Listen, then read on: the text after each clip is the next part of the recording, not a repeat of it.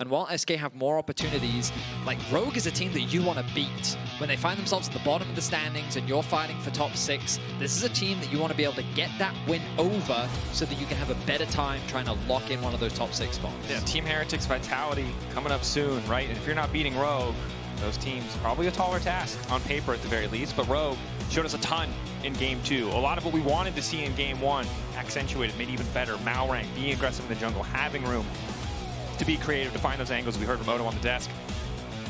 Now we'll see if they can replicate the same things. Bans for SK on the blue side, the same as they were in Game 1. And maybe just a quick Viktor pick. To me, this, you know what this says, Betty? Yeah. It's the classic. Your back's against the wall. What do? Do you pick? There are two types of teams. There's the people who pick Nidalee and say, we got this, and there's the type of teams that say, control mage, outscale. What you're saying is, yeah, you scale. You scale. You scale. I was trying to think of a fish joke, but I couldn't come up with one. So instead, I'm just going to tell you about my failed attempt and move on to the next subject, which is a cheeky Yasuo hover, which got me very excited, which was then denied from me. Looks like Rogue is thinking about a potential dive composition with the Kai'Sa locked in. Vi is one of the go-to pairings along with Pantheon, but both are unavailable. So they're going to lock that in with a Sejuani. Okay, Malrang kind of, I mean, he's been playing competitively for a long time, and Sejuani was one of his kind of typical frontliner champions. Are they both teams? I bet they can't, this isn't allowed. You can't pick Control Mage and Nidalee in a final game. You're only allowed one strategy, Psycho picks or this scaling. You can do whatever you want, okay? I'm down for it. No, okay. I think Nautilus may be a little bit more likely. It will be locked in here. They're going to deny the Kai'Sa Nautilus. But jungle's a little bit awkward, right? Like you've already seen one AP option taken away in the form of the Lilia, the pool 4 champions down. Do you just lock your AD carry here? Do you say we've got enough junglers? No. Ooh, I don't know how I feel about. Hell yeah. When the going gets tough, you get more circles. Okay, don't get me wrong. I love Jarvan as a champion. I think he's very straightforward, yeah, really effective. And against a champion like Kai'Sa with no mobility, it's going to go great. Okay, but that's where I disagree because no, that's what she has an ult. She just leaves. Does. She literally just. Sejuani ults anyone else. He's like, Demacia, and she's like, bye-bye. Bye. It's not Nola. Larssen. Ooh, Larssen LeBlanc. Bit of redemption, perhaps. Braum Kai'Sa. I did think about a Braum, and then I thought to myself, nah, Braum probably isn't the best. Okay, is this a flex? What? Kai'Sa? Oh, Kai'Sa. I thought not Braum. No, calm down. I play a lot of ARAM. I don't play that much ARAM. I was like, has Yanko's been cooking again? No. This is an interesting situation for the AD carry pool. I think if we see AD carries banned away here, I will give up any dream of it being flex. And already I've kind of given up on that dream, but I had to say it once. No, I think that they just want something good into Nautilus, and they think that Braum is good into Nautilus. Also, the Braum. Yeah. I also think that. Kai'Sa's so awkward. I mean, Kai'Sa Braum, yes, but I feel like Larssen's just going to pick something pretty safe. Azir is gone, which is good. Let me have a look at some other control mages. Okay, so Sylas or Kali would be my instinct. And it looks like SK agrees with me. Sylas going to be banned. A lot of good ultis to steal. Viktor ult, Nautilus. I mean, 3 great ultis to take for the Sylas. So typically when you like have a Sejuani jungler, you want either a top laner like Camille that synergizes nicely with the Sejuani passive, or you want some sort of mid laner that can synergize with the direction that the comp is going, which right now is sort of more on the dive front, which means that Akali would then kind of rise in priority, and you'd be thinking about, well, Akali's pretty good into Jarvan because he can't really lock her down unless she's already used all of her dashes. Nautilus is quite good into Akali, so it's like that debate of, and the matchup into Viktor is like, it's horrible in lane, but when you move into side lane, it gets much better. So it's kind of that debate of, is it worth it? Do we care? I don't know. I really want some divers to go alongside. Zeri is a great ban, by the way. I think that that would have been a really nice pickup from SK, just a solid front-to-back option. Okay, melee champion to pair with the Sejuani. I like this angle. Blind pick the top? No. Ah, Tristana. This is nice. That makes a lot more sense. Okay, I mean, this is a solid option, right? Nice pairing with the Braum, double 80 carries. You're scaling. Looks incredible. You've got Sejuani as well. You have reliable long-range engage from the Sejuani. Good frontline Braum to mitigate any potential 80 carry that kind of SK could bring through here. And they do need an 80 carry in this composition. Yeah, it's solid front to back. I don't love Kai'Sa in the front to back, but especially if you go more for the AP route, you'll have that poke, right? So you'll still be able to play from range, and the W in the late game becomes so problematic. to deal with. And it's also just another dash. The ultimate is very good into Jarvan. So right now, double AD carries could be a problem for Boukada as we get into the game. The Jack's going to be locked in for Jax. I think Jack's typically quite good into double AD carries, especially if you get ahead. It can be difficult to manage. But again, these two AD carries have a lot of independence, I would say, and there's a Braum on top of that. Okay, SK is going full front to back. Full front to back. When in doubt, you scale. Yep. When in doubt, you scale. And I mean, this is like just a hyper scaling composition. It's very simple in terms of its execution. You basically want to farm, and then you want to hit the target that's in front of you. And then you hope that you kill that target before the other target kills you. Okay, it's Aatrox. All right. That's still pretty cool. Still pretty cool. This is an Aatrox from him this split. He's going to add another champion to his long list of champions played so far in Spring. So, the good news for Rogue is while their comp might look very heavy AD, it is so easy for Kai'Sa to get magic damage and to just obliterate health bars, courtesy of the plasma stacks in that W poke, which is definitely a good look. But on the opposite side for SK, they just run at you and you die. A little bit harder for the Viktor, but every other champion pretty content to just run at face first. The thing SK's probably the most afraid of is the Aatrox, just because when he gets ahead, he can be quite a problematic frontliner to deal with. The amount of sustain that he has can just kind of, when you think about Sivir, her ideal teamfight scenario is that she's stood right behind her Jarvan, she's got the Nautilus standing next to her, and when she's auto-attacking, the boomerangs are bouncing between all of the opposition, right? If Aatrox is sitting on top of you, and you don't get the value of bouncing all of your auto-attacks off the team, then you're just annoyed and frustrated and stressed. And that means that Did this one guy draw all of the signs? No, there's other artists in the audience. We've got a lot of great artists, it seems, in the studio this evening. All right, guys, don't show off too much, all right? You know what's great about signs like that? Tell me. No AI art. Just people. That's true. Just actual people drawing things. No robots. Love that. For now, yeah. No. Yeah. For now, yeah. Yeah. All right. Here we are, game 3. Pressure on for both sides, but more so for Rogue. Again, we won't beat a dead horse here. The schedule is tough. Rogue, though, looking to keep things fresh with an aggressive level 1. The Loopy has walked face first into, luckily for him. Quick skill up on the dredge line means he can get out with only the flash burned. Okay, mental advantage gain for Rogue at the start, and also a potential gank opportunity. Really want to see what Rogue do. Hold that thought. FLICKR may also be forced to flash here. 4th stack. I think he's just going to die. He's going to die. He didn't flash. I don't think he was ready for the sheer amount of damage that came through there. That's great. He really thought that he could tank enough that the stun would wear off. Or maybe he decided that he was dead anyway if he flashed. No, he was not dead if he flashed, I promise you. I mean, dead in the future state. Oh, that's what you're saying. Right. I mean, maybe you're right. Tristana, Sejuani, yeah, I could see it. That's crazy though. But that's to say, it's not just mental advantage; it's a money advantage. Yeah, that's just an advantage. Just a casual little dagger, extra dagger for Larssen, extra pot as well. Yeah, look at the bright side. Boukada has a gold lead somehow. Oh, yeah, pinged that ward. Oh right, yeah, you just pinged the ward. Larssen, see what he wants to do to try and push the lead here. Rocket jump level 1. Using the bone plating to full effectiveness here. Has the lethal tempo as well. Level 1 Viktor. It is definitely rough. Level 2 is also pretty powerful for the Tristana as well. So excellent start now for Rogue. Hook in from Loopy does get marked up. Extended trade here now going to favor Rogue, especially as the boomerang blade misses. They proc another set of plasma. Loopy's going to die. Rogue! Just obliterating SK in the first 2 minutes of play. And Rika, they finally get the flash out from him. Rogue coming out the gate swinging. Patrik, we heard from him as we ended game 2, and he said with full confidence that they're looking to close this one out. They've tasted victory and they want to keep tasting it.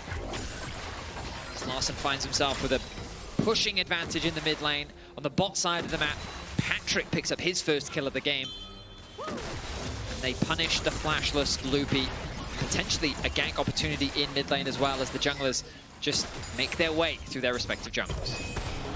I'm going to blame this on Carney. I think Carney cursed them. That's my theory. Carney Varoom. I think he needs to put his shoes back on. Carney, put the shoes back on. The team needs to be This is such a tragic way to start the game. Yep. Again, I think that if you can slow the game down, I mean, what am I telling you? It's just an insane early lead. It really comes down to, can Rogue continue to push this lead forward? This is a game that if you're in solo queue, the Sivir types, it's fine, we scale. Yeah. Which is true, you do. It's true. Patrik gets a free coal start though, is a bit rough. The jungler is just furiously typing, just play safe guys, we'll be fine. Coal and refillable. It's just like, it doesn't mean too much, it just feels so good, you know? None of those are item spikes, it's just really nice to have. Double AD carries, sitting on double cull. They're making money. I wouldn't be too upset with that. I wouldn't either. Loopy's level 2. Oh, like 2 ships passing in the night, but they had no idea that they were passing. That is the 2 ships in the night. That's what. What? I thought that just meant that they ignored each other. No, because they can't. Back in the day, there was no just random source of light. They would have had to light a lantern to see each other. That expression. That's what that means. They yes, you walk without knowing each other are there. Yes, that's. Oh, what? Wow. Because I always talked about it as top laners. Like top laners when they ignore each other are very much just like 2 ships passing in the night. No, they just can't. They just.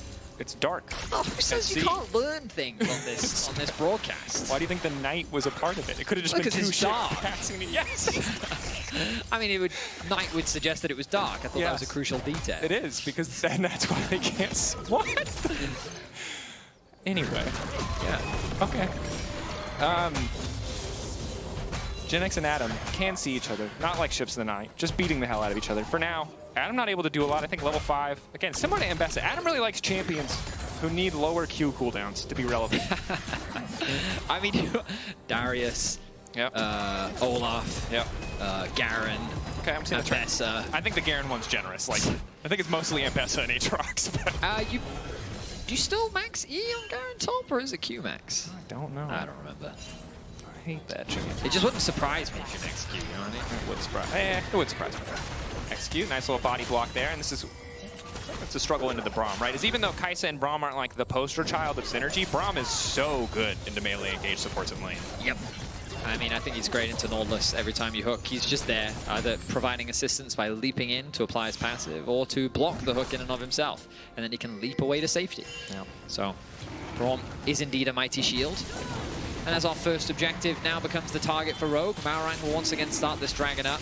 The bot lane will come to assist. It will give Keduii and Loopy the push. I don't know if they can respond, though. Ooh, look at that ping that just came down onto the minimap. Malrang spotting out Boukada with actually no vision, just very much an assessment of where they expect him to be. Looks like this dragon is going to go uncontested, though. Flag drag flash, mid lane? Nope. Rock jump. Reeker will eventually be scary. The first part of the game, though, still going to be a struggle for the Viktor. Yeah, once he gets that E upgrade, he'll be a lot happier. Just has monstrously more wave clear. Yeah. And for Larssen, I think the Tristana has always suited him well as someone who's more lane focused, right? Sorry to interrupt you, I just wanted to look at the minimap real quick. You'll notice the bot lane moved mid, Rika goes top, and then they're actually going to send Genx with a TP into bot. So they want to guarantee numbers here. Of course, Malrang not really interested in contesting this as he sets his sights on the bot side camps of his jungle, but Adam just playing disruption. And this is an SK classic. Every time grubs spawn, using that TP from Genx to reset kind of the map at rapid speed. Typically, though, they would send their bottom lane to top to give them a favorable advantage, but they recognize how tough this matchup is for Rika, so they tried to get him out of the Tristana lane, put him into the Aatrox instead, saying this should be a little bit more favorable, you shouldn't be bullied as much. And instead, Keduii is just going to sit in mid lane, which I think makes a lot of sense. A load of wave clear on the Sivir. He's going to be happy as can be. The only problem is Genx now is playing into a Tristana, which isn't as fun as his previous matchup. Nope. Never that fun. Tristana always at arm's length. Hard to win those fights, especially when she has ulti available. Although Larssen did just use that ulti to push Genx back. Didn't see it in the trade, but did come through. See on the HUD. Genx now backing up, uncertain, sees that mid lane is missing. I mean, good weak side play, right? Knows that his jungler's on the top side, and he has to be a little bit careful here. As long as he has a spell shield, shouldn't be too worried. Just a bit of trading going on back and forth. But right now, there's no real objective on the map to play for. The things that you'd be thinking about for both teams is, can we dive? And then I look at the minimap and I see, well, Malrang is topside. So what his goal is probably to cover for a potential dive on the top side of the map. Janax would definitely be at risk of a dive right now, especially when you look at his HP. But of course, there's no jungler here to actually help pull that one off. For Janax, really tough to step up when he doesn't have that counter-strike. When he finally does, he's able to zone Rogue away for a moment, but he's already conceded one plate, and Rogue are just keeping this pressure up. And in the top lane, Rika is just chilling. He has the support of his jungler, or he had, I should say. Boukada now pathing away. And Malrang doing exactly what he intended to do. Be there, be present in the event of a potential dive. Sometimes that's all you need, you know? A dad showing up for a piano recital. Did you ever watch Xena Warrior Princess growing up? No. No. Because Sivir just reminds me of Xena Warrior Princess? Xena Warrior Princess, yeah. Well, it was a great show. I'm going to laugh. I was a big fan when I was young. Oh. Like I understood that one, but I just... I mean, it wasn't a funny thing. It was more just like a nostalgia thing, if you could relate. Yeah, I mean, I understand. Xena Warrior Princess is mega old school. Like, I don't even think that was, like, on... Was it? It was probably reruns when we were kids in that. Probably, you're right, yeah. Yeah. God, we're old. Anyway, he's on a ward. Loopy might not grow old here. Might not get the chance. Janax in the area, but Loopy once again picked off. Beat of Warfare, 9 minutes into the game. Rogue now with a 1.6k gold lead, and there's really no counterpunch available for SK. Losing out across the map, they're just trying to hold on. Slow and steady is looking to win the race here for Rogue. Of course, the scaling elements of SK are real, but with the advantage that Rogue have gained, they're in a very comfortable spot, chipping away at these towers, slowly but surely, building leads across the board. Larssen now with a 1k gold lead. The only gold advantage that SK have is Boukada. And on this Jarvan, he really hasn't had much of an impact in the early game. Of course, with the scaling composition, you don't really expect him to, but I'm sure they would have liked to have fished bot lane, maybe even fished top lane for a potential gank. I mean, whatever early game plan they had certainly fell apart very quickly after the first blood. You are correct. And the successful play in the bottom lane.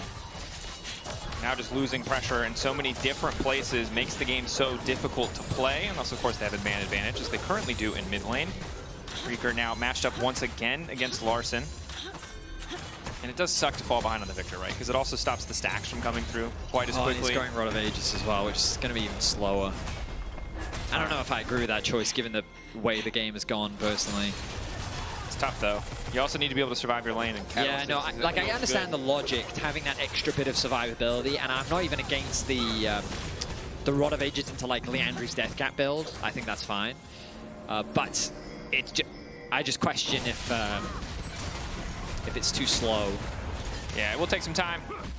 See if in that time Rogue can continue to build the lead that they have. SK luckily were able to grab the first grub spawn, so it will only be 3 back for Rogue. I'm sure SK would love to try and contest this, but I just don't think they're strong enough. Don't have the pressure. And poor Janax is just trying to clear these spot waves, and random Rogue solo laners keep wandering in and taking plates. Yeah, normally you'd expect the Sivir to just be one-shotting these waves, but Patrik is positioning in a way that's like, every time you approach the wave, I'm going to hit you. And the mana from Keduii is naturally bleeding out from attempting to wave clear. And so he's going to be pushed under this tower. And so without, as you highlighted, any points of pressure on the map, it's difficult to really contest these objectives. They were trying to find one, though. Adam, World Ender trying to sidestep. Good footwork there. Dark play Q1, Q2, Q3 will connect as well. And now it's Janax, who strayed a bit too far forward. World Ender finally fading away. Adam, sidestep on the hook, really just making sure there was no play to be had. Speedy Darkin, the level 2 boots, is able to push out this wave as well. Janax would love to catch this. Loopy returning. Adam just absorbing pressure. A lot of time is being spent by Loopy, though. He'd love to get a reset off, quickly refresh the wards, get back out onto the map, but he has to sit here and cover. So a little bit more time bought. Adam going to keep his pressure up in the bot lane as he pushes in another wave. The Viktor now making his way towards the bot lane. I like this adaptation to try and catch the next wave that's coming through. Ooh, Janax is back. Eva got interrupted. Yeah, Janax is back, got interrupted, I think, twice in a row now, and you can see there's already a wave pushing in topside from Larssen. Once he sees Viktor here, he'll know he can just completely push this. Yep. Forces the TP just from Adam canceling that recall so many times.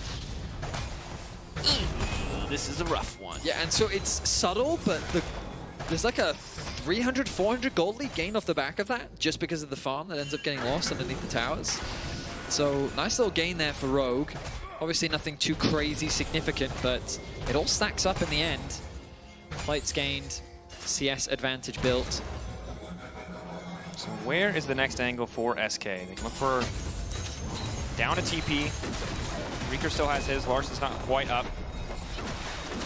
Maybe an avenue to try and play around the top side of the map, but Adam can just respond using the match active TP cooldowns. You know, Keduii said to me many years ago, I have to hold my thought here, is Malrang is hovering around. Loopy hooking out. It's a bit of the refund back. Only 3 stacks there, though, as we have a 1v1 between AD carries. Patrik ready to go back in again. Good patience from Keduii just to keep him at arm's length. It's a bit of a weird flash, I will admit, from Malrang trying to set that play up. Got a good sidestep. Okay, well, I guess just a bit of... I don't even know how to describe that. I was starting to think of a mannerism, but now I doubt myself, given the whole passing in the ships thing. Ships passing? Yeah, passing in the ships, yeah. Passing of the ships. Rika. Does he have ult? He does. Guess he doesn't commit it. Decides not to get a kill. Yeah, trading ulti for Adam's ulti off the extra movement speed. Probably just not a worthwhile trade for the fight. Here we go. Quick catch on the execute. Unbreakable about to fall away. Likely will die here with the TP going in. How much more SK willing to commit? Heartsteel stacks going. Genix in the back line. Adam coming with the wall. Boukada just swapping places here. Genix desperate to finish off that kill. There's the ulti going in. Loopy trying to find a knockup, but just gets nothing done. Adam is unkillable. Genix jumps in the back line, just trying to finish off and execute, but it's a bait. There's nothing there for him. It's complete disaster. You described it perfectly, Drakos. Every little moment that SK was trying to get at the last bit of that fight, it just all falls apart. They can't quite clutch it up. The Braum shield, the jump from Larssen. Every flash was used in that play by Rogue, and it was worth it as they find 3 kills. They think that they've caught Braum. Nautilus and Jarvan don't quite have the damage to get the kill. Execute flashes away at the last moment to get away to safety. The heal coming in clutch just as the ignite ticks off. Jenax then thinks, okay, I can zone away Larssen. He tries to buffer it away, forced to flash out. When Rika arrives, you think this is a great moment, but then Adam is full health. He gets the initial kill. He's now zoning 2 members away. On the backside, Jenax tries to get the kill onto Execute, but he throws the shield up, and it ends up being 3 kills for 0. The frustrated faces of the coaching staff. We all felt that one. Flag drag through, trying to keep it going. Genix gonna find a quick bit of CC onto Execute. Boukada now has to run. Genix decently tanky. Execute in trouble, but Blast Cone takes him out. And they just don't have any damage yet, man. They can't kill any members of Rogue. And Rogue is just continuing to build advantages. Another tower is gained. Yeah, and I mean, you look back at that fight, and it was close, but ultimately it comes down to the little things. Loopy, I'm going to say accidentally ulting Malrang instead of Execute to finish the kill. I think because Execute flashed out, I'm not sure if it was a misclick or if Execute flashed out of range at the last second. But that would have been at least something back. But even in these fights where probably the best case scenario is they go even, they're losing. Yep. And gold lead only continues to grow. Keduii only at a single item. A nice first item to have. And a few levels does mean that he will be able to start clearing those waves out, but we're going to be full, like, CLG EU stall till 70 minutes, Frog and Anivio hold the mid lane with this Viktor. Yeah, I mean, that's the kind of situation you're in. Maybe SK, though, can find a play here. Execute once again, overstepping. Good initial combo with the flag and drag. CC there, Execute locked up. Nice little pick from SK. They get themselves on the board at the very least. It's the beginning of what will be a long clawback if SK find a way to turn this game around. But the problem is you've left Adam isolated. And as we see in the pip, he is smashing away at that tower. He's getting very close to securing it. Will he actually grab this? He's going to. That's frustrating. That much more money. That is a huge gold injection. 1K. Yes, so remember in draft where I said if Aatrox becomes a problem, then it becomes a lot harder to play these team fights? Would you say that Aatrox has become a problem? I would define him as a problem, yeah.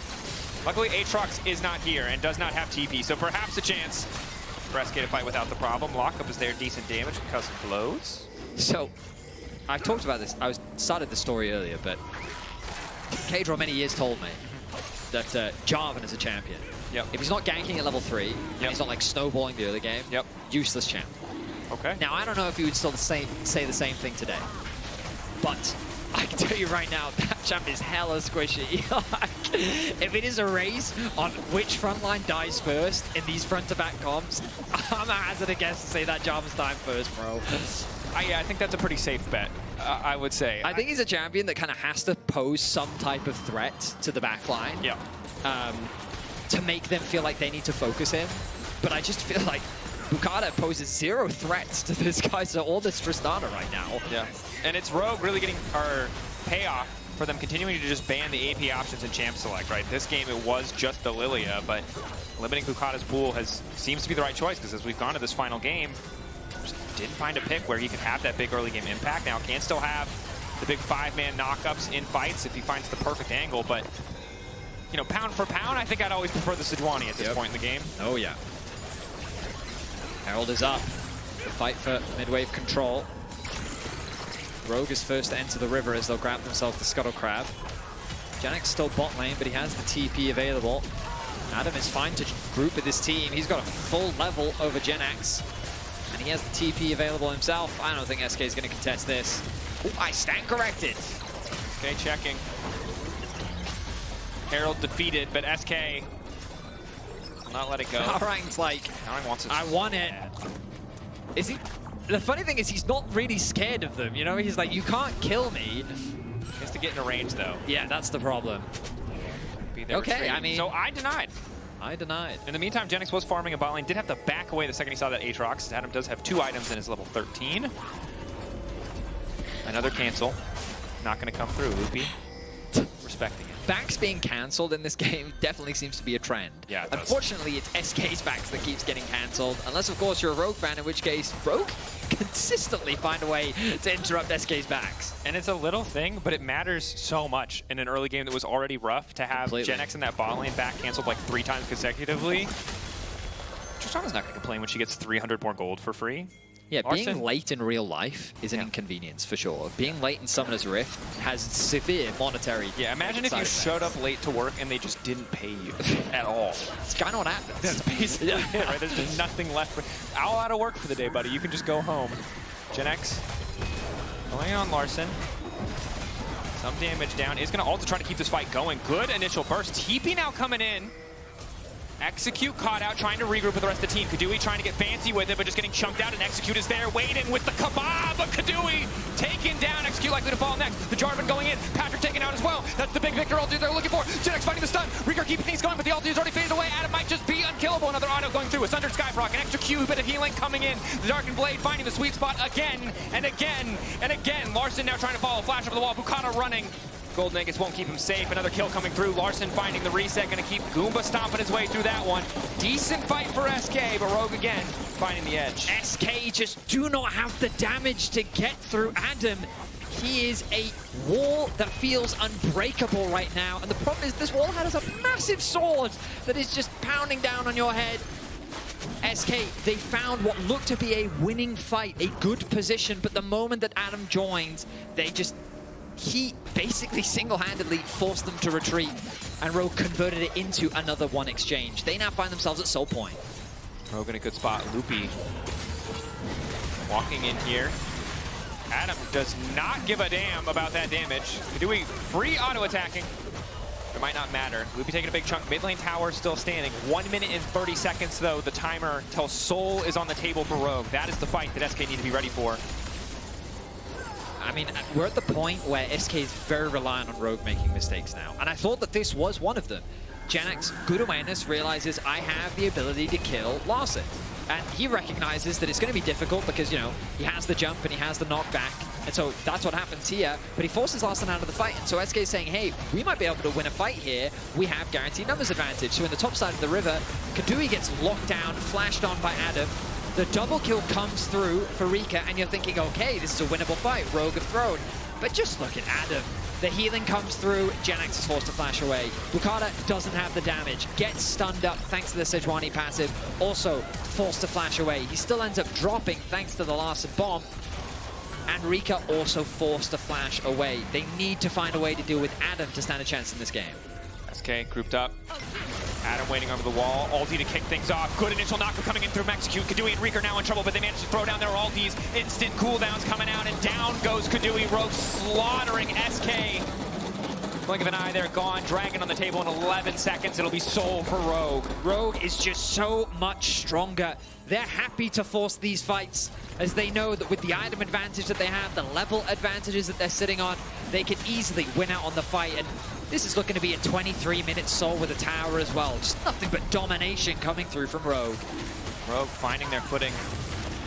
We're reminded of the duality of SK, games of genius and games where it all just falls apart so quickly. And this is a much-needed series for Rogue. At 1-5 in the standings, they find themselves comfortably at the bottom of it. In order to stand a chance at qualifying for playoffs, they really need wins. And with only 3 series remaining, including this one, they don't have many chances left. So getting a win here would be massive for their chances. Definitely would be. SK would have some shots of redemption. But if you remember the old formats, how often top 6 was an absolute mess. How often it came down to the slimmest margins, tiebreakers, or being at the mercy of another team winning or losing. But no matter what, Rogue need the win now to kick things off. SK, we'll say it probably one more time, although depending on the length of this game, many more times, they are just trying to live. Yep. Holding on for dear life, scaling, maybe getting Sivir, that Infinity Edge, and then 2 more items. But with Infernal Soul and Otacon, I don't really know how they lived through this one. Oh, Boukada, execute. ulti in. Gonna have the Resurrection burnt. I really think SK could do with a little bit of healing reduction. Unless I've missed it. Nope. Which I don't think I have. Nope. They have an Ignite. They have an Ignite. That's about it. Which I think, like, look, when you're broke, I mean, healing reduction is expensive. you're not wrong. It's Infinity Edge at the very least completed for Keduii. That's a nice spike. But it's kind of, how would you say, it's kind of like a little too late almost. If they can get Rogue to throw once, then they stand a good chance. But the way the Rogue is playing right now, it feels unlikely that that is going to happen. I mean, admittedly, I did cast the Kai'Sa team pretty significantly yesterday. Don't make me bring... Jake is waiting backstage. He will once again come out here and tell you to shut your mouth. I will sit silently as the Baron begins. SK don't have mid-prio. Can't make their way through Adam. So forced to look for some sort of scrappy contest, maybe just to pick onto Adam. But again, he has the false life buff. He's not going to die.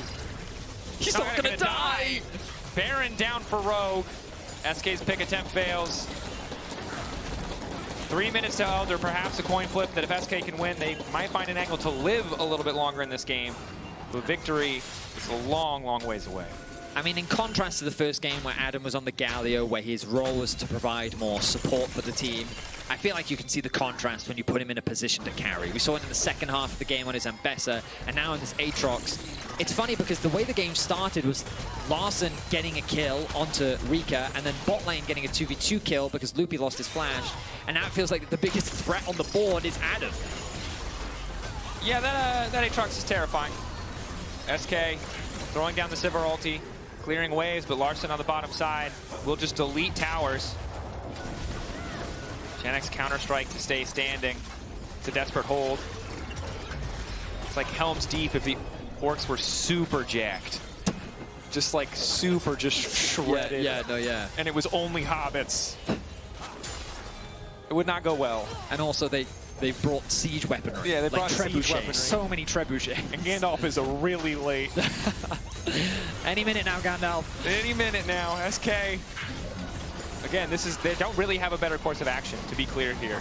All of their plays are probably losing plays, but again, going even is the victory that they're hoping for, buying more time. GenX caught. Kai'Sa going in, initial stun, Boukada caught off to the side. GenX flashing out, still living for a second, ulting just to try and live, but Larssen does too much friggin' damage. Larssen flashing in, gets another one down, but just knocks Boukada back in the fountain. Larssen gets stunned up on a tower! Shutdown! Could be the start of something. I don't think so. I think the damage is too much. Keduii has died. Rika is alive and will provide some wave clear, but the base is falling apart quickly. Adam will secure another tower. Rika needs to get back into the base. Loopy hooking Malrang, but they just don't do enough damage. Rika now moving in.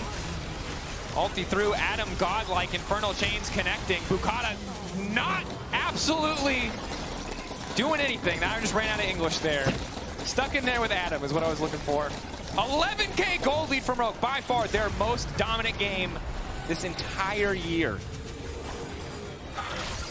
And Adam really at the forefront of it. Him and Malrang are a monstrous duo right now. They do feel unkillable.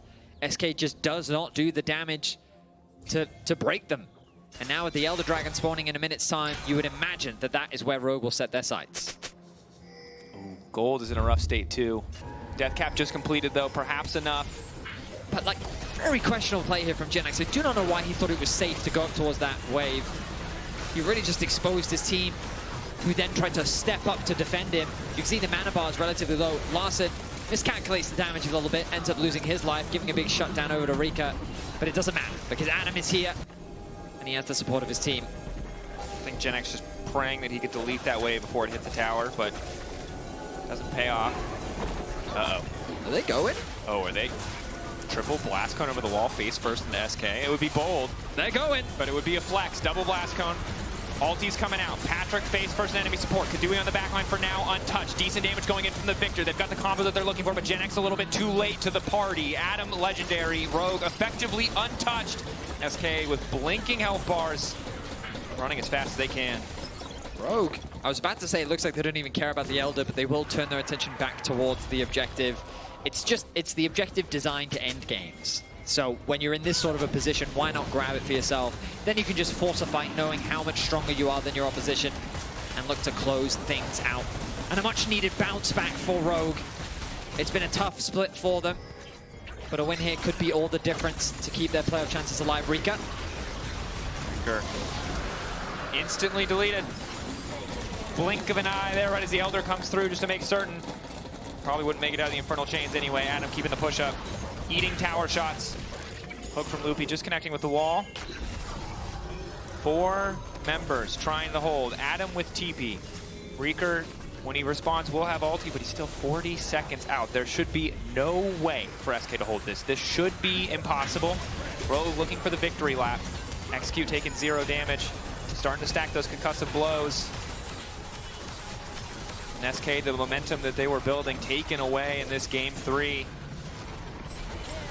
Rogue find the win. Malrang sliding, gliding, looking for the ulti. Keduii untouched for now, but it doesn't matter because his front line is very quickly disappearing. Adam, now legendary. Loopy sent back to the fountain. Keduii there himself with nowhere to go, no matter how much help the laser gives him. I don't think he's got a shot in this one, but they're going to fountain dive. The towers are gone. Rogue will probably just end the game.